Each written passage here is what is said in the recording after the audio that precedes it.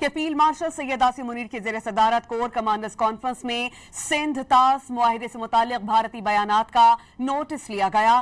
شرکا کانفرنس نے واضح کیا کہ قومی سلامتی کمیٹی کی ہدایت اس بارے میں مکمل رہنمائی فراہم کرتی ہے۔ اجلاس کے آغاز میں شہدائے پاکستان کے سال ثواب کے لیے فاتحہ خوانی کی گئی اور ان کے درجات کے لیے دعا بھی کی گئی۔ آپ کو بتائیں کہ ان کی قربانیوں کو ملک کی سلامتی، اتحاد اور استحکام کی بنیاد قرار دیا گیا۔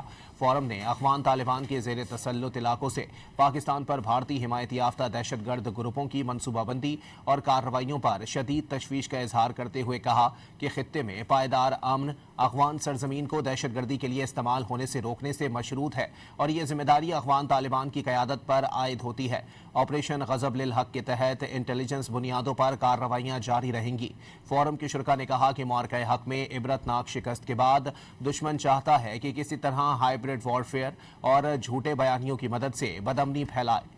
بیرونی مدد سے انتشار پھیلانے والی ہر ایسی کوشش کو بغیر کسی پس و پیش کے سختی سے کچلا جائے گا۔